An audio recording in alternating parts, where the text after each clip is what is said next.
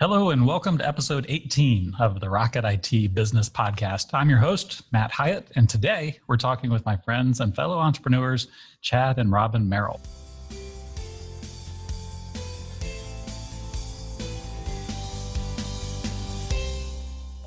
With decades of leadership and business experience between them, Chad and Robin are on a mission to inspire, impact, and influence the lives of others. With their current business venture, Impact 252, Chad and Robin are equipping entrepreneurs and other leaders with the tools and systems to build healthy, sustainable organizations. But Impact 252 is just the tip of the iceberg. There's a lot to unpack here, so let's dive in. Robin, Chad, welcome to the show. Thanks. We're glad to be on it, Matt. Thank you. Yeah, great to see you. Absolutely. So first things first, I want to learn a little bit about the two of you for the benefit of our listeners. We don't often have the opportunity to talk with couples that also work together quite a bit. And I know you've been married for a long time. Have you always worked together? We have. Honey, or you want to answer? Go ahead. Yeah, well, Matt, I'm going to give you a little bit of the backstory first, and then we'll get into that work part of it. But this is my favorite part of our story is because we started dating when Chad was 14 and I was 16. Wow. And we actually got married when he was 19 and I was 21. Goodness. 1 year after we were married is when we started our first business. And so, and we've now been married 33 years. So congratulations. That's a long time. That gives you a little nugget of our background. That's amazing. Now, did you both come from entrepreneurial families? Yeah, we did actually. Both my grandparents were small business owners, and my dad was a lawyer that was involved with several businesses as well, and Robin's also. Robin's dad was a small business furniture store owner in the town where we grew up. So a lot of entrepreneurial blood in our background. Yeah, once you sort of caught that bug, it's hard to get rid of it, isn't it? It is, and after you have done it for a few years, you find out that you're probably not employable. Right. So you have to work or eat or find something, otherwise, it's going to be a problem. I love it. Yeah, I have joked many times, and this sort of joke truth thing, right? Is I consider myself pretty much unemployable at this point. Mm-hmm. I do have a special fondness for other entrepreneurs, as you know, and it's something, I don't know what it is, if it's something in our blood or something about our backgrounds, but it is sort of an affliction, isn't it? Once you've sort of tasted the entrepreneurial life, it kind of sticks with you, huh? Well, in all honesty, Matt, I will say there are times though that I was like, what are we doing? Right. And there are times I did want to back off of it. But all in all, yeah, once you get it in your blood, it's hard to get out. Well, I think we've experienced that too, where, most of the time, if you're watching an interview on TV or you're reading about entrepreneurs, it's often the vision is, hey, I'm going to start here, and then this is going to be this amazing trajectory, high and to the right, right? Yeah. But the reality is, for most of us, that the road's a lot bumpier than that, huh? Mm-hmm. Absolutely. I tell folks our life's been kind of like the stock market. You're way down. And you just hope when you look at a decade at a time, it's kind of up and to the right. Right. Well, you know what? It's funny you say that. I read something the other day, and it was in the context of real estate investing, but the message was to think in terms of decades rather than thinking in terms of years. And I think that's really smart, whether it's real estate or entrepreneurship, and probably other things in life too, relationships and things like that, is what's the game plan for the decade ahead, as opposed to, what's happening right now or next week or year even. Mm-hmm. Well, I think years like we've had in 2020 remind you of that also. That's right. One, you take nothing for granted, but certainly have to look a little bit longer term. It has been a wild ride for sure. Mm-hmm. So I do want to start a little bit with Impact 252, which I have the impression that's sort of the newest, most centric part of your focus right now. Would that be accurate?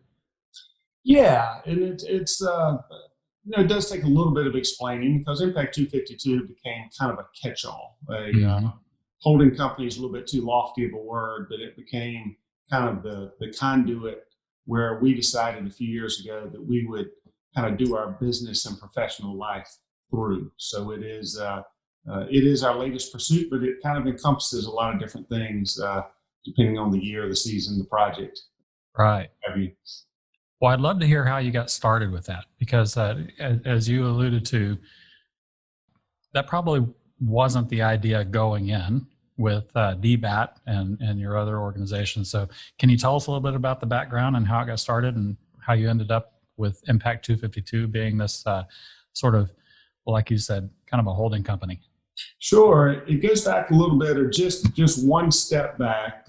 I was involved in the company OnePass Systems, where partners and I started it, grew it, and ultimately sold it to a private equity firm. And through that transition, they were good guys. They did what they said. They were honest guys, but we had a value disconnect. We had been started on a certain set of values, and as the influence of the equity, and when they ultimately brought in a new president and things like that, it became stark that the values that we had formed the company on were just different, and it just wasn't comfortable. It wasn't fun. Like any kind of relationship, when your values don't align, you start to see that there can be conflict coming.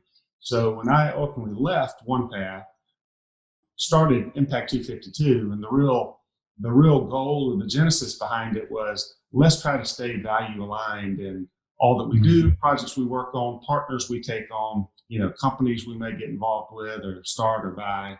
And so that was the beginning, and it came about real quick.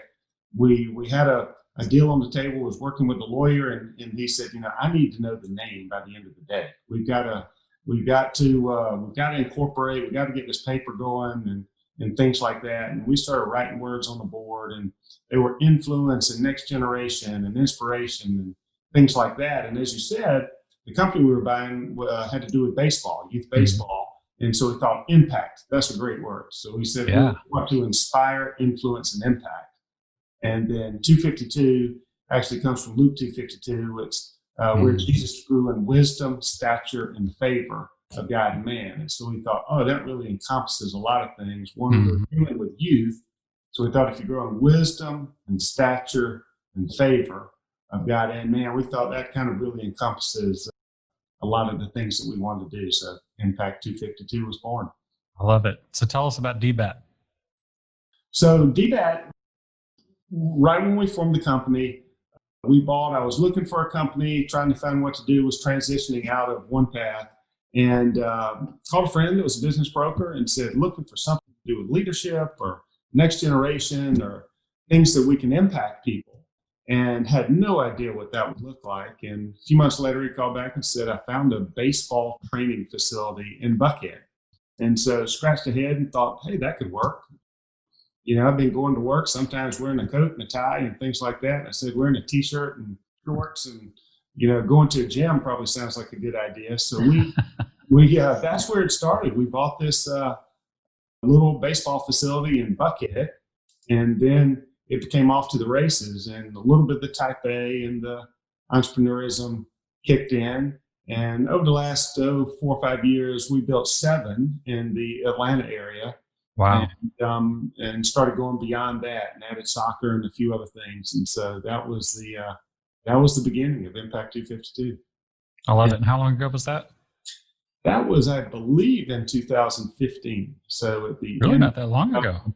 No, at the end of 2015, and it took off. And it, I found being an entrepreneur, and like know a lot of folks that are entrepreneurial. And once we got into baseball and soccer, found out lots of folks are looking to do things like that. So we were very fortunate to have some great guys that came alongside that were in that industry, and a couple of professional ball players. And so it just kind of stimulated, and everybody loved the idea of having a positive influence on sports and kids in the Atlanta market. And so we've been really fortunate to grow it at a pretty good rate over the last few years. And so do you have a sports background? Is that part of the equation here? I watch it on the weekends. But, well, we did in high school. So as much as we say, we played a lot of sports in high school, and Actually, Robin and I both had pretty good high school careers. And Nice.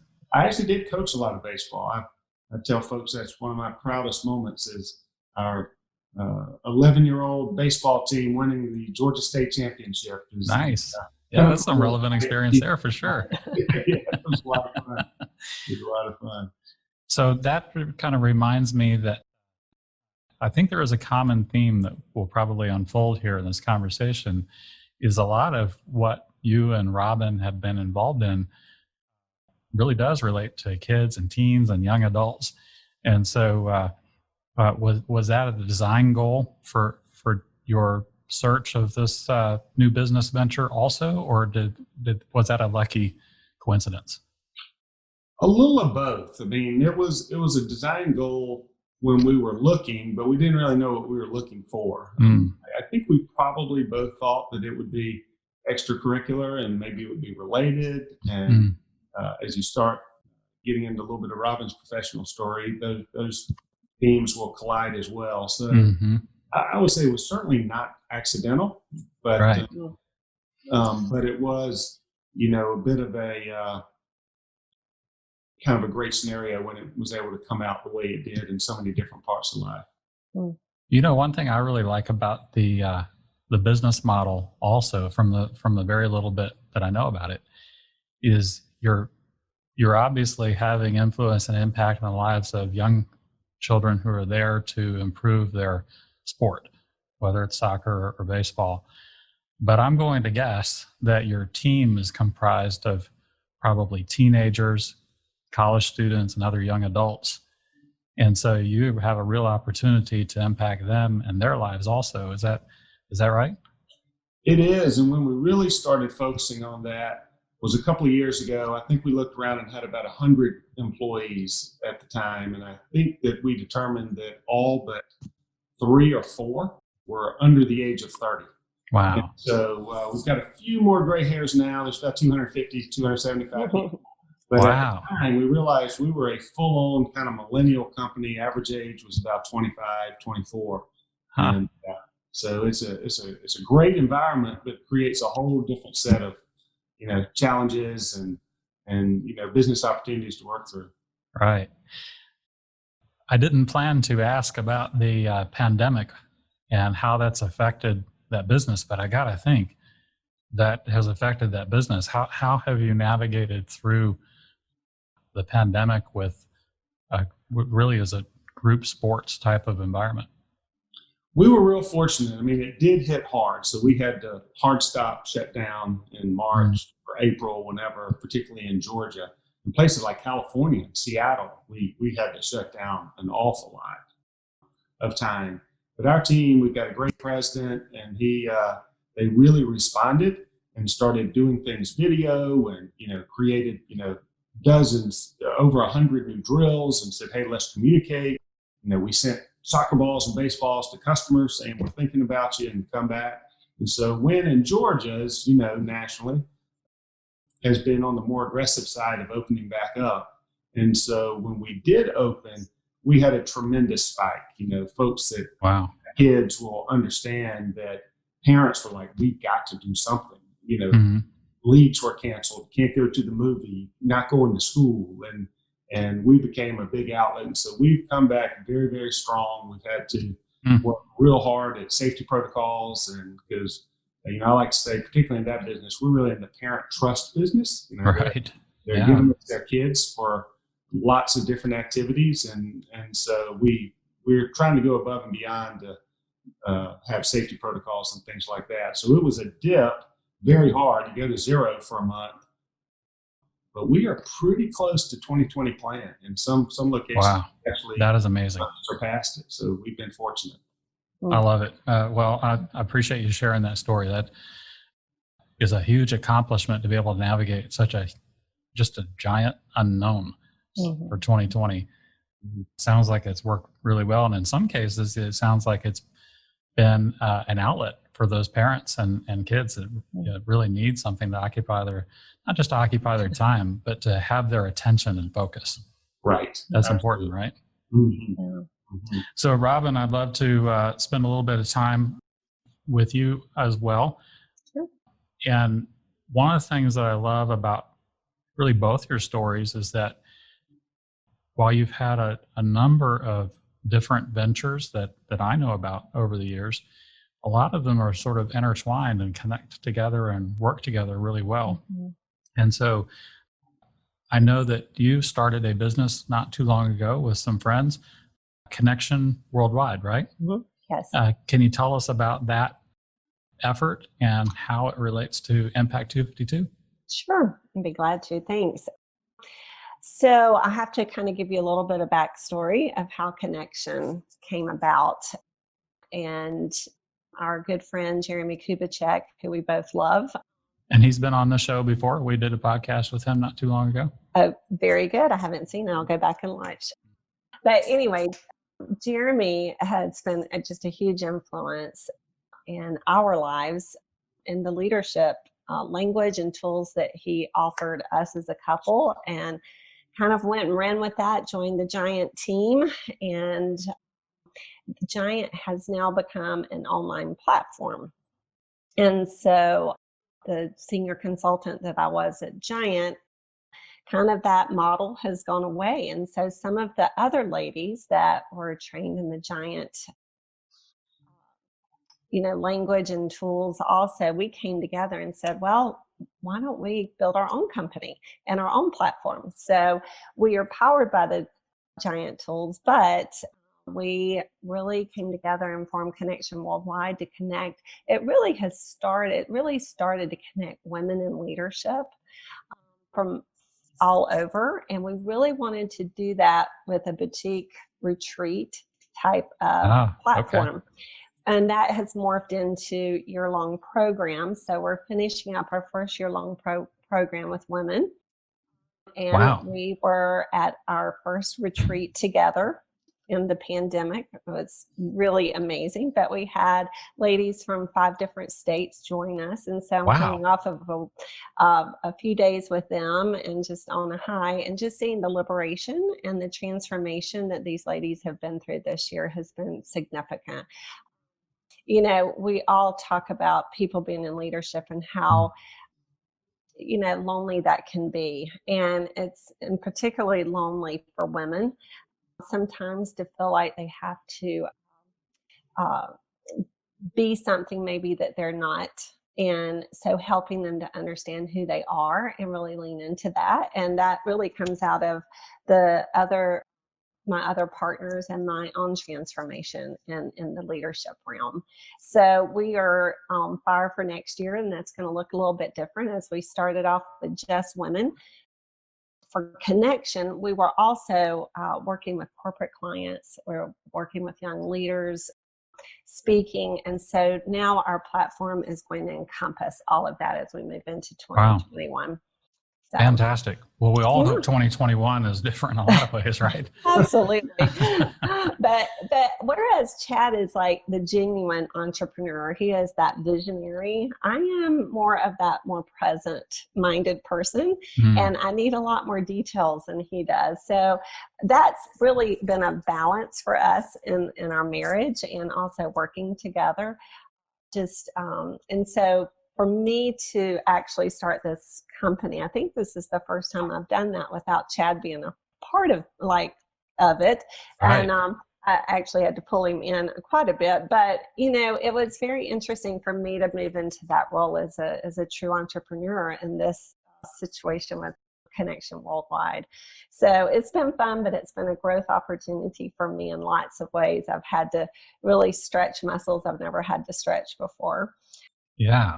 So, but I wanted to go back because I wanted to share with you a little bit just about how Giant, going back to the Impact 252, and all the people that we work with, Chad and I just have a heart for the young professionals, for young entrepreneurs, for young people coming out of college into the workplace. And so at Impact, what we did at DBAT and for the TOCA leaders, we started what was about 3.5 years ago, Chad, I think, that we started a leadership program. Every Wednesday, our top tier 1 leaders would go through all day training, whether that was on a book or conversations or having people come in.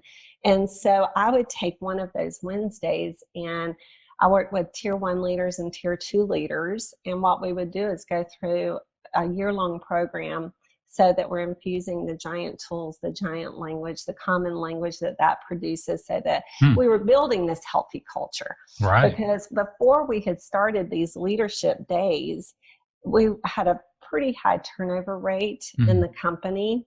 And that morphed into about a year and a half after we started these leadership days, that we had so many people coming to us, just top quality, top notch people wanting to work at our company.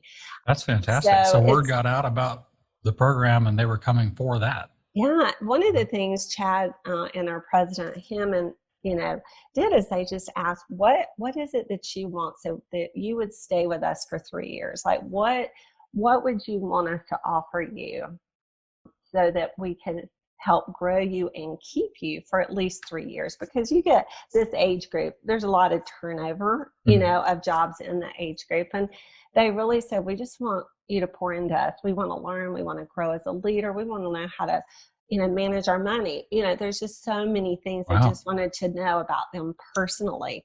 So people have asked us, well, aren't you scared they're just going to leave and go somewhere else? Well, yeah, that's kind of the goal, is to help them. I mean, yes, of course we want to keep them, but we also want to build leaders that wherever they go next, they're going to be absolutely the most amazing either entrepreneur or either person to work with at that next place that they land. Yeah, I love that. Well, that certainly is a balance, right?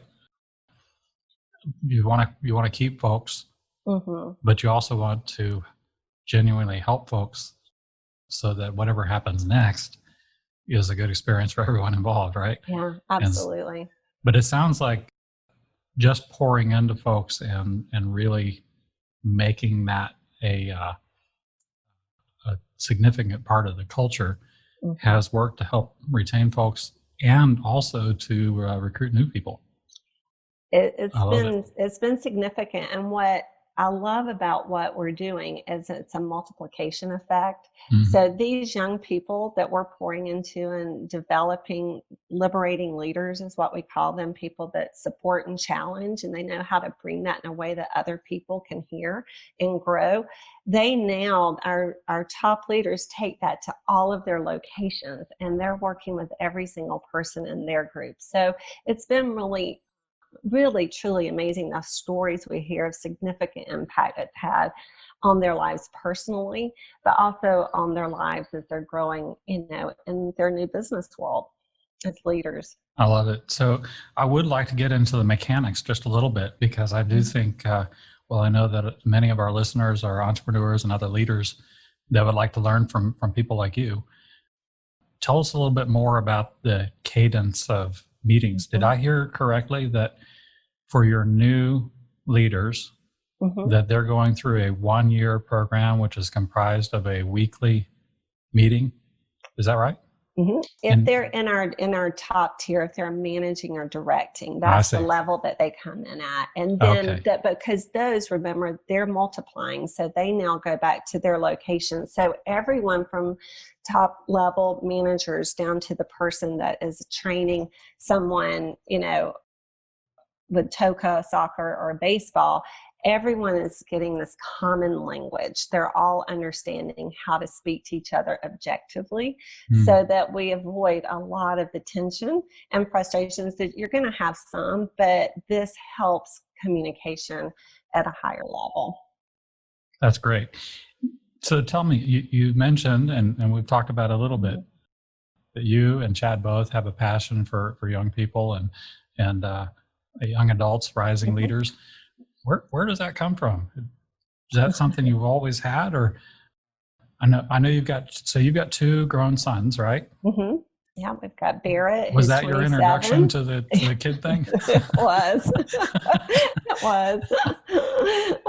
Barrett's 27 and Christian will be 23 next week. Nice. So, yeah. Oh, excellent. So, but truly, I would like to kind of unpack that. Have you always worked with young adults, or is that a passion that you sort of discovered later? I I'll go ahead and start. Chad, you jump in anytime. I would love to share this little story with you because I think it's just a significant part of who we are now. But back in our 20s, I guess we're about 27, 28, Chad and I went on a little retreat, a weekend retreat, and we just asked ourselves this question, what is it that we want to do before we die? And so at 27, that's a question we all ask ourselves. Yeah. People now probably call it a bucket list, but that's not what we called it back then. So anyway, but what was significant about that came out of that weekend were two things. We would go away, we would dream on our own, then we would come back at lunch and dinner and talk. But we had a lot of time that we just spent in our own thoughts and minds and prayer and all of that. And we would come back, and the two things that came out is that Chad says, you know what, I really want to have a foreign exchange student come live with us. And the second thing that came out of that was we created, it was so fun just dreaming up, what would it look like if we created a place for kids to come and they would be safe and they could, watch great, whole movies or, have a place to learn about leadership or, have a place that they could play baseball, whatever that looked like. We were just kind of dreaming. And it's kind of fun to see that those dreams have kind of happened over the years. So after we came off of that weekend, I guess we were home about 6 weeks and we had an email come through and it was a lady in the neighborhood and said, I've got an exchange student that needs a place for 6 months. So we looked at each other and like, okay, let's do it. Wow. And so that was the first time that we had an exchange student live with us, a teenager. We had friends and different, Chad's brother lived with us, but we all of a sudden realized we really enjoyed it. So I guess now we've had over 20 something young people that have lived with us through the years, and anywhere from 6 weeks to 3.5 years. So, and so that's in addition to our two kids, but it's been amazing. We've learned so much from them, and we just feel like they've taught us a lot, but we hope that, we've instilled, something in them as well. That's a part of their journey. So that's amazing. So because of that, we have just really enjoyed the young people and being a part of their lives and pouring into them. So yeah, I guess we've always had this affinity towards working with young people. Oh, that's awesome. I love hearing that. I had no idea. 20 something people. Probably at different times, not all at the same time. Well, we recently moved, and part of it, we thought if we moved, they wouldn't know where we were anymore. So it was time to be totally empty nest, and we probably an empty nest a couple of years ago, but then people are still there. So we just, under the shadow of night, moved across town. Nice. Well, let's talk about that for just a second, because Maureen and I, we live out in the suburbs of Atlanta, and we're also relatively new empty nesters. We haven't been at it quite as long as you have, but certainly we've gotten to a point where it's like, wow, we could move in town near all the restaurants and art galleries we like to go to. How's that going? You moved across towns. You were already sort of near Atlanta, I would say, if not directly in the city limits, but right now you're in the thick of it, aren't you? We are. It may only be, 8 or 10 miles by distance, but it's a radical difference from where we were. So we, so we had the house in the suburbs, so to speak. Mm-hmm. Lots of folks live there, and big cookouts in the backyard, and all the types of things you do in the suburbs. And so we are now down in town at the Beltline. Nice. Beltline's a multi-purpose outdoor trail going through Atlanta for those of us that are not in Atlanta. Yes, so it's very active too. Yes, and it's both incredibly diverse in every kind of way. I think it's the most diverse part of Atlanta: age, backgrounds, races, and things like that. And it's completely different. It's probably as close to living in a major city, in New York or something, as Atlanta has to offer. In that we walk everywhere. We're contemplating letting a car go and being a really? car and a bicycle, Nice. kind of family and things like that. So it's been great. It's been great so far. And one of the reasons behind it was a bit of a mind shift in saying, hey, if we change something significantly about, place, purpose, we were both kind of transitioning between careers and companies and things of that nature. And so we thought, boy, this would be a real different mindset and something new. Well, I do want to touch on that. And selfishly, this is all about, Maureen and I are making this decision. Our listeners may not care at all, but I want to know. So Matt, there's a couple of new townhomes in our There's some subdivision, available. so y'all can just move next door to us. Good. I like that. I like that idea. We have looked in town, fairly seriously. We've looked at a number of different areas and mostly condos and townhouses. Kind of thinking about if we're going to be traveling for long periods of time is something that we like to do. Be nice if you didn't have a yard to worry about and you've got close neighbors and keep an eye on things. But I have to confess, it's a little bit scary for a guy that, grew up really in the suburbs or even beyond. It's a big change. Have any surprises that we should know about? Anything we should consider as we think through that idea? It's been great so far. We've actually, I don't know, maybe 6 weeks been down here. It's not been that long. Not that long. Okay. Yeah. And we were out of town. So it's still new and shiny. That's right. I was out of town for 3 of those. We've only got 50% furniture in the house, so it's still a little bit new. Okay. But we have done a lot of walking and finding restaurants and meeting different people down here. So I haven't been to your place yet, but I know about where you are, and for our listeners, it is a very active, vibrant part of our city, and there's always people outside running up and down the beltline, and tons of restaurants and galleries and bars and all kinds of fun stuff. So, I'll check back in with you in a year or so and see how that's going before we make any big decisions. But I applaud you for making such a big change in your life. That's pretty cool. Chad, one thing that strikes me as I've gotten to know you over the last several years is it seems like you're doing a lot of things. It seems like there's not just one thing. There's 9 things. And one of the things that I've admired about you is somehow you still seem like a happy, easygoing guy with all that going on. So you've got Impact 252, DBAT, TOCA, which is a soccer organization. But you've also been involved in Fcci. For our listeners, that's Fellowship of Companies for Christ International, right? Right. Can you tell us a little bit about that organization and what you're doing there? And then I'd love to hear how you manage so much. I mean, that's a lot to manage for one person. Yeah, so sometimes not so well, but that's one of the downsides of being a connector and involved with a lot of different things is drawn focus, and so that's kind of a big theme of 2021. Let's reduce the number of things we're involved with, get more actively engaged. But Fcci came about.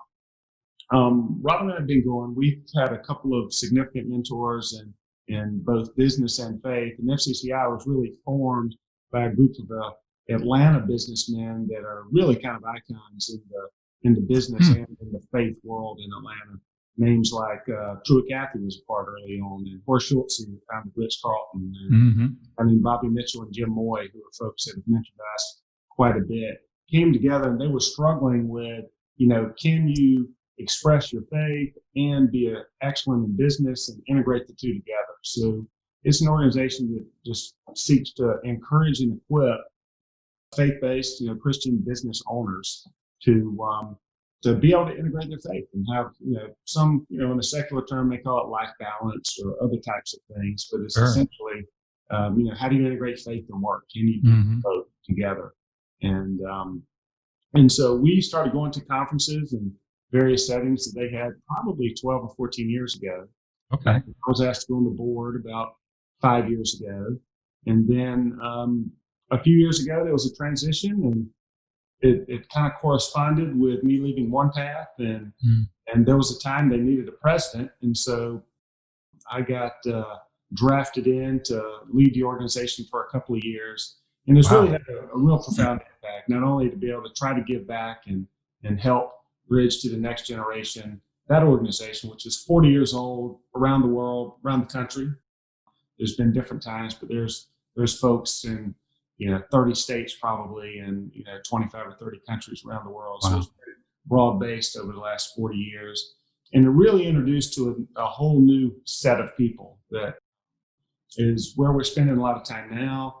And it's really shaped what we think the next decade is going to look like, in that faith-driven investing, faith-driven entrepreneurs. There's a lot of organizations like that blend our love for business, but also our love for family and next generation, and faith that we try to integrate into our life and our businesses as well.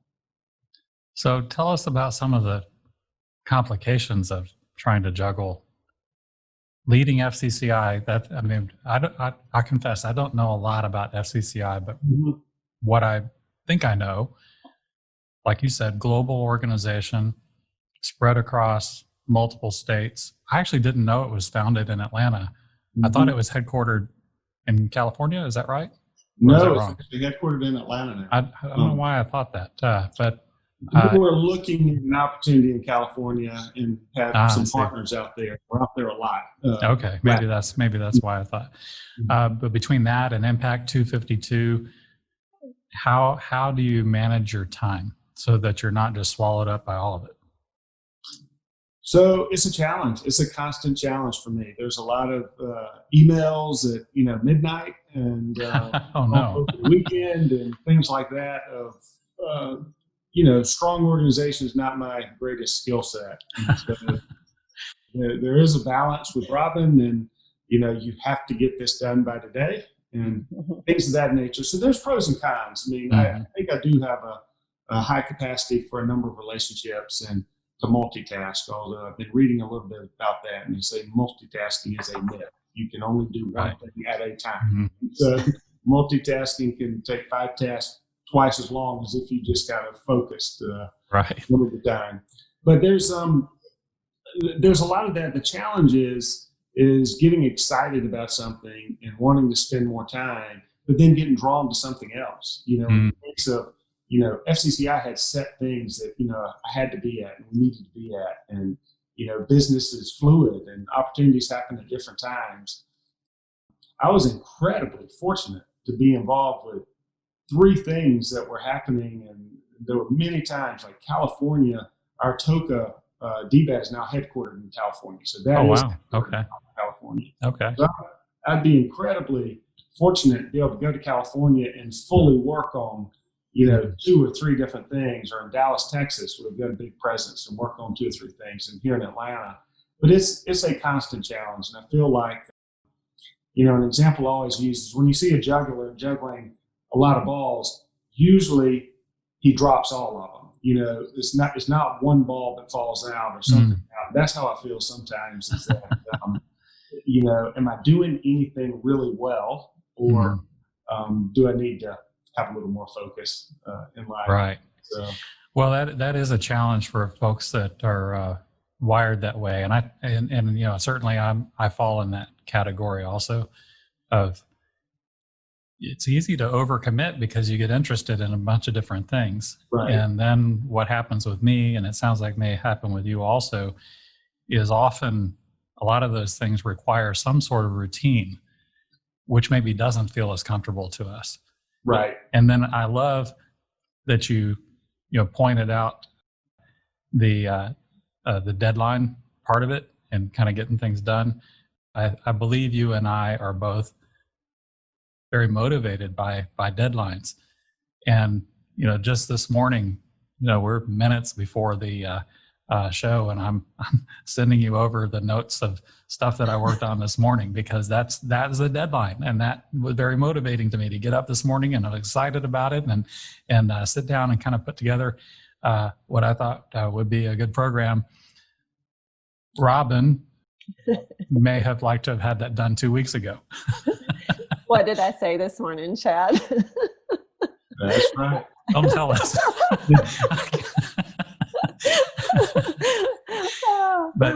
I can totally relate, though, that Maureen is very much wired similarly, I think, to you, Robin, in that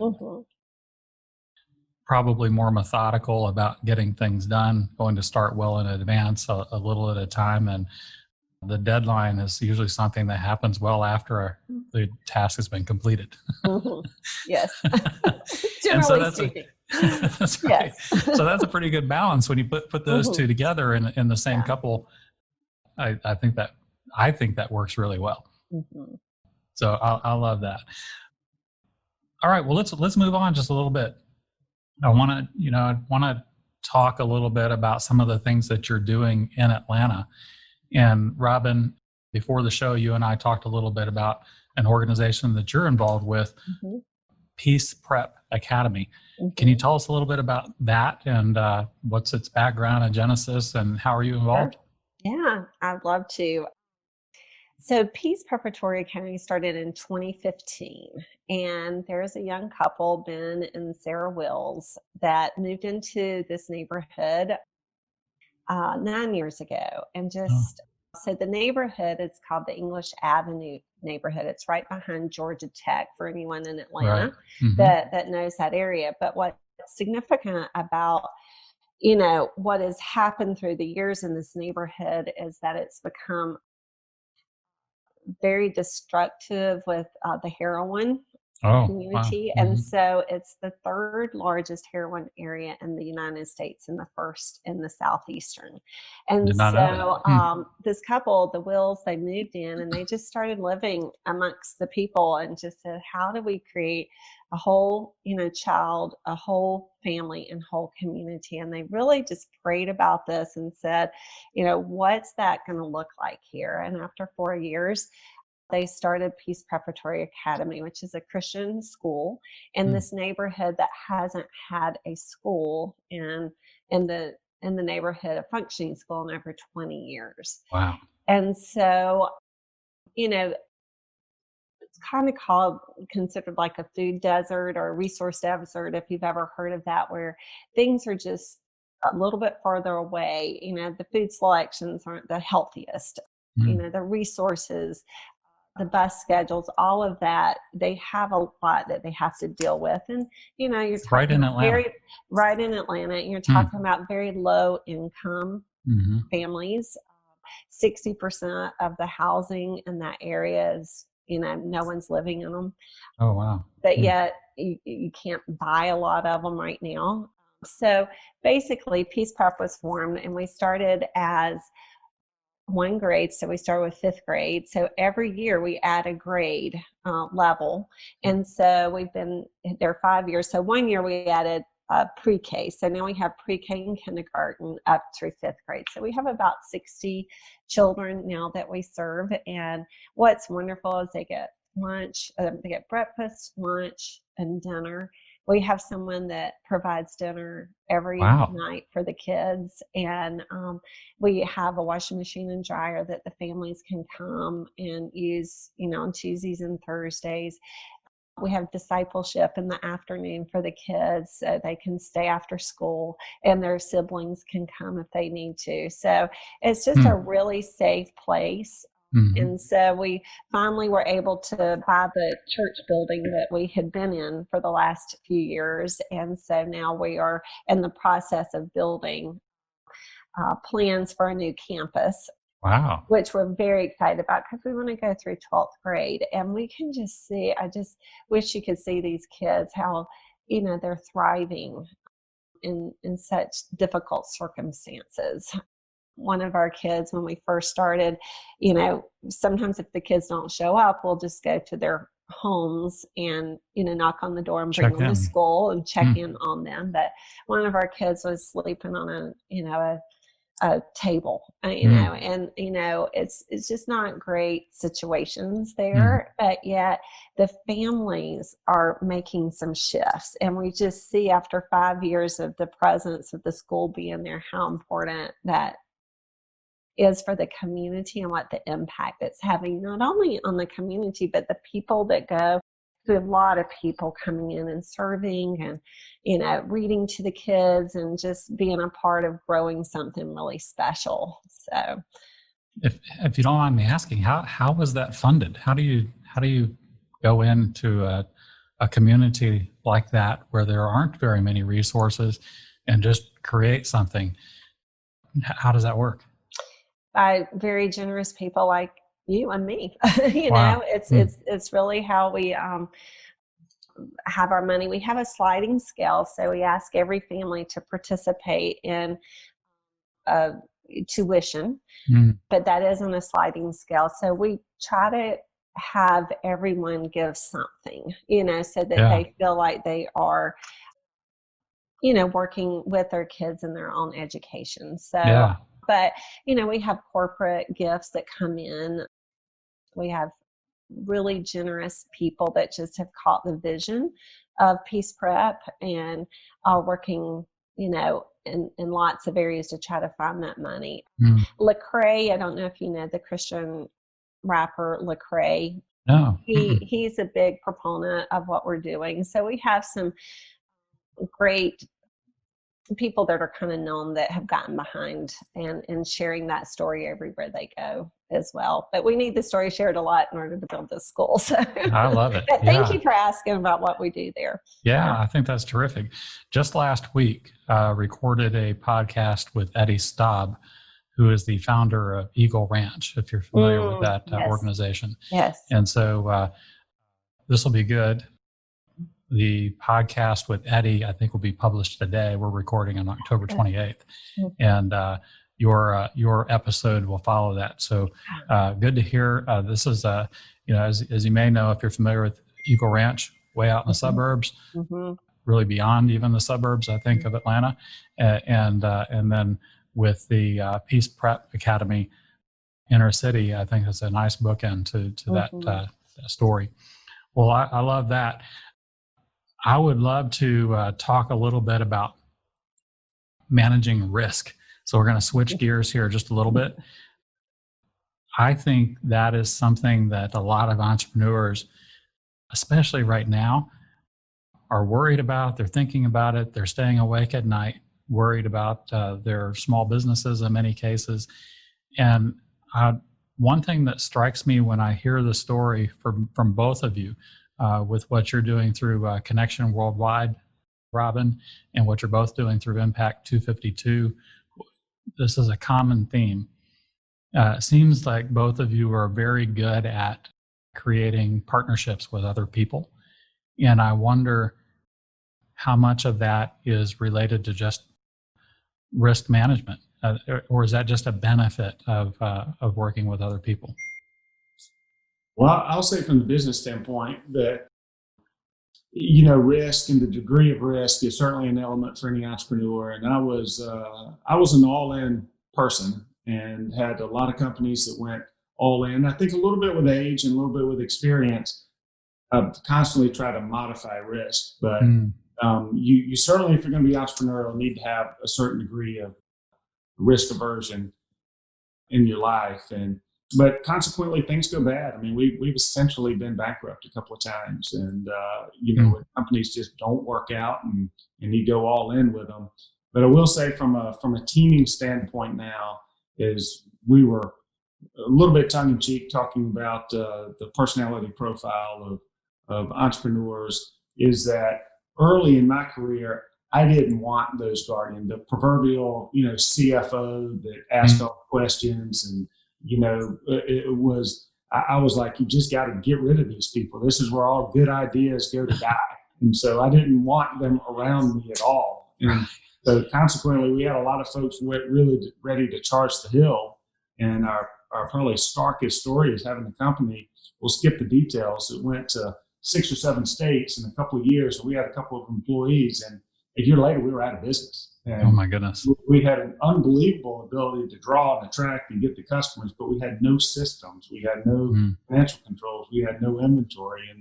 And so now that's usually my first call, someone really very risk averse that's going to ask a lot of questions. And certainly if it's a company, it's top of the list for a partner is someone that's that's an alter ego. And outside of that, you get to an age at some point that we're, or at least me, I'm moderating risk a little bit, but risk management's a big, big part of.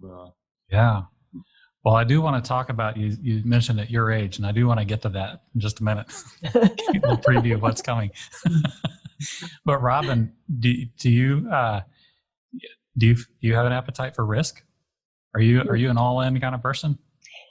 Well, I can be, but Chad really has to paint a picture for me.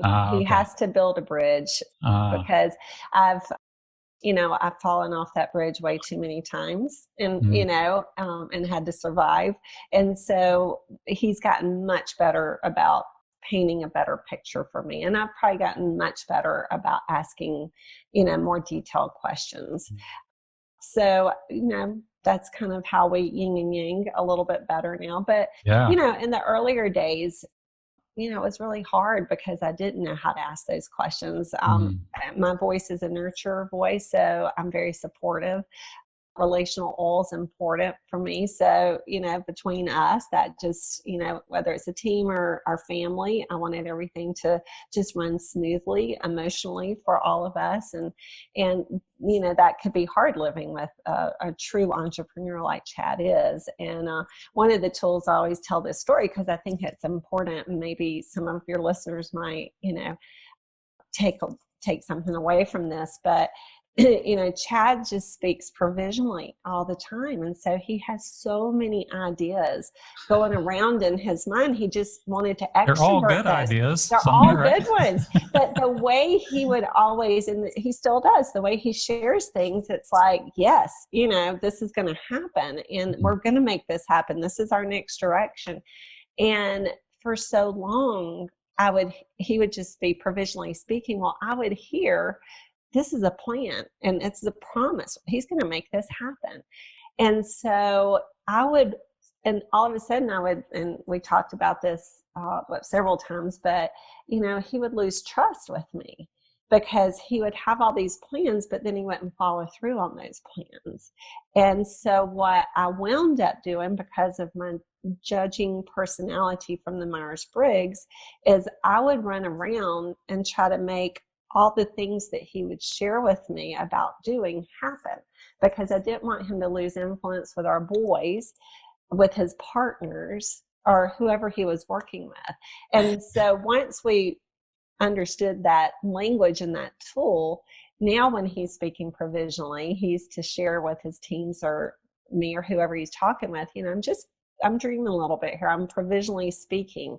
I'll let you know if we need to move to plan and promise. And so that was a big turn. And we didn't really learn that until about 5 years ago, but it's been huge for our marriage. I wish I would have known that, earlier on.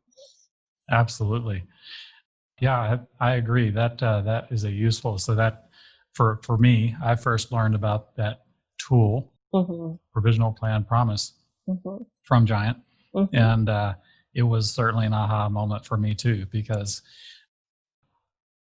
typically, I'm an introvert, so I usually think about things internally before I spew them out to the world, unless your name is Maureen Hyatt, and then I'll just tell you all kinds of stuff. And so many times I'd be sort of thinking about, we could move to Alaska. That'd be cool. And she's like, oh my gosh, we're moving to Alaska. Yeah, exactly. Yes. So it helped a lot to kind of figure out, oh, you know what? I'm just talking here, just thinking about it. But what would happen if we did that? That kind of thing. I said London or Italy, but we ended up in Beltline. So yeah. Well, you compromised to move 6 miles away. There's a great pub down the street, and right. Good Italian place. I love it. Well, so, I was joking a little bit about the age thing, but I feel like we're at a similar station in life. You both have a great head of hair. I do not. And, that's an age related thing, but gosh, do you think about winding down? I'll confess, the word retirement has crossed my mind a few times. It's out there. It's not too far away, I would think.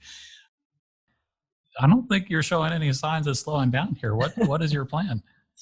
No, I don't think so. We've got a lot of kind of projects, but I think the relationship to them changes. I'm not looking to go start and operate, a new business or something like that. But I think that we're just getting started and trying to think what the next 10 years is going to look like. And right. I have a hard time saying advisory or consultancy, things like that, but it's a little bit more on the maybe advisory level or participatory level than it is starting from scratch.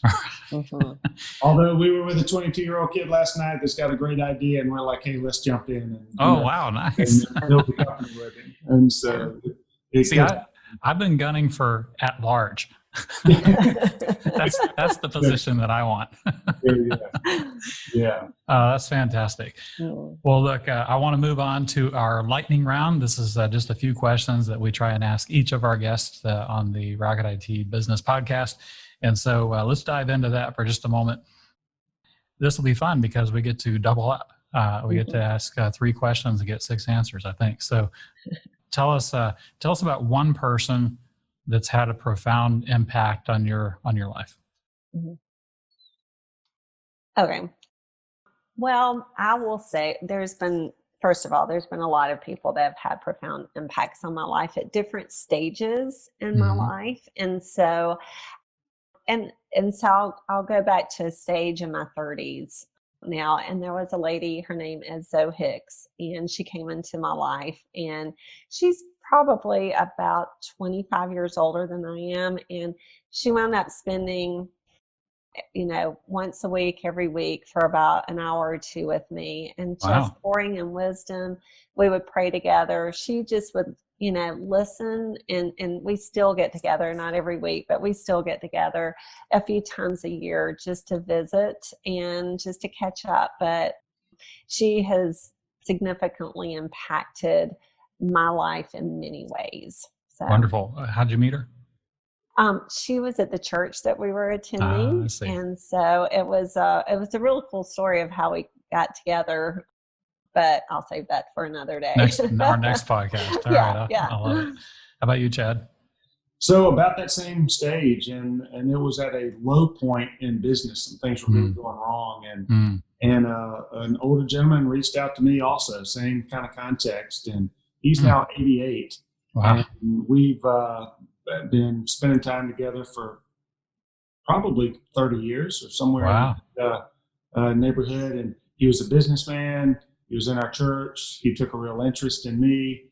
We've talked about life and marriage and faith and business. And so at different stages in time, he's been, a mentor and a close confidant and a friend. And so it was. That is terrific. Yeah. Yeah. So his name was Jim Moy. And okay. So I talked to him Friday night. So yeah. I think mentors are so important in all of our lives. And we all have people that we look up to. Pretty cool, though. At least my experience has been mentors sort of come and go out of our lives at various periods of time. Pretty cool to hear you're both, 20, 30 years later, staying in good touch with your mentors. That's terrific. Yeah. So tell us about what's the most important lesson you've learned in your professional life. So I can go professional on that one. I think it's really having value-aligned people around you. There's a term, equally yoked, that not everybody resonates with that, but I think value-aligned. I looked at the professional times that, even in cases where we had successful businesses for a while, but there was a value disconnect, ultimately either the company failed, the relationship failed. And so having people that share, common values, and, you don't need to be the same person, but at your core, if you're value aligned, found that good things happen, and when you're not so good things can happen. Right. Yeah, I do love that. We're also a very values-based organization here at Rocket IT. And, I tell folks when they're coming on board or interviewing, it's not necessarily that we have to have exactly the same values, but our values need to be compatible and aligned. And I think that has been so important for our progress over the years. So I can certainly understand that. How about you, Robin? I think as a nurturer, I've learned a lot about leadership, but I think becoming secure and confident and humble, it's a phrase we use a lot in the giant world. But that for me has been significant, becoming secure in who I am and the voice that I have around the table, and knowing that I have a seat around that table, and being confident in what I have to offer, but being humble around the people that, I'm with is very important. So those three things I think have helped me grow the most in my leadership. Yeah, I love that. I think there are a lot of folks that, particularly that sort of have that, you mentioned the word nurturer, but that great capacity for caring about other people. I think many times our nurturers tend to underestimate their own value and their own contribution. So I love that you've recognized that in yourself. I think that's pretty terrific. I think that's a really important thing. Well, and I'll just say this, 43% of the people are nurturers, and I love liberation, and I know what that liberation has felt like for me as a nurturer. And so to think that I can share my story and how it's impacted me to help them be the best that they absolutely can be in becoming secure, confident in who they are is important. Perfect. All right. Any particular book or podcast that you're reading or listening to right now? Absolutely. I know what Robin's reading, and I'll let her give one because that's one of my favorites also. But I recently read a book called The American Spirit by David McCullough, famous historian. And this was really a compilation of speeches that were given through time. And given this period that we are, not so much the election year, but, the most talked about thing around the country now is the divisiveness and where we're going as a country and what's our future going to be. So that was kind of a great reminder of, the things that made America great, and a little bit of history in there and unity. All right, great. So that was a good one. And although I love the book that I'm sure Robin's going to talk about. He does love it because he listened to it on audiobook, and then he was like, I want you to listen to it with me. So we had a 6-hour drive last week and listened to it. Wow. It's Bob Goff's new book. It's Dream Big. I don't know if you've Bob seen Goff. This. I know, it's fantastic. And you know what I love about it? It gives me such more insight into who Chad is because of the way this guy dreams. I mean, his dreams are out of this world, but the things he does, and that he just feels the freedom to do whatever it is he thinks he can do or maybe can't do, but he goes and he tries. And so I have gotten so much out of this book, but like I said, it's really given me some fun insight into Chad's mind as well. Oh, I love it. That I have not read that particular book, but I have read Bob Goff before, and great author. I've actually met him too at a book signing. So, got my picture taken with him. He's a lot of fun. So one of the things that's fun about Bob is, I don't know if he did it with his current book, but his past book, he had his personal phone number in the book, which is awesome. He takes 100 calls a day. Does he really? And you'll love this book then, because there's so many stories about the calls he's gotten and what he's done with them.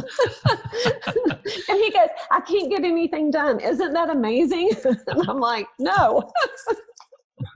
Well, that is a great segue. And my last question is, people want to learn more about you and your organizations. What's the best way to reach out? For me personally, Robin at connectionworldwide.com.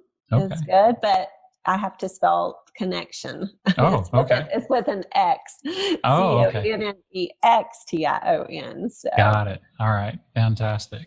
Yeah, and I'm at Chad at impact252.com, and there's, we're both on most of the social media platforms, and nice. LinkedIn, Facebook, and all the different ones. Hey, one thing that I want to throw a plug in, because it's also a podcast, and I know you're going to ask that, and we're running out of time, but I love all the entrepreneurial, how I built this, and EntreLeadership's a good one. But the last year, one called Faith-Driven Entrepreneurs and Investors has been really incredible. It's in that same genre. Oh, okay. Some amazing stories. They're only about a year or two old. Fantastic. 100 countries and a couple 100,000 weekly listeners. So it's a really good podcast. Wow. I haven't heard of that one. So thanks for sharing that. We'll have to check that one out for sure. Well, look, on that note, I believe it's time to wrap things up. Chad and Robin, from myself and our audience, thank you for joining us today. To our listeners, thank you for tuning into the Rocket IT Business Podcast. If you have suggestions on future topics that you'd like to hear more about, please email us at podcasts@rocketit.com. Finally, a quick plug for Rocket IT. We work with businesses, nonprofits, and municipalities in the areas of IT support, information security, and strategic planning. To learn more about Rocket IT and its services, please be sure to visit rocketit.com. Thank you, Chad and Robin. It's been a pleasure. It's great. Thank you. Thank you.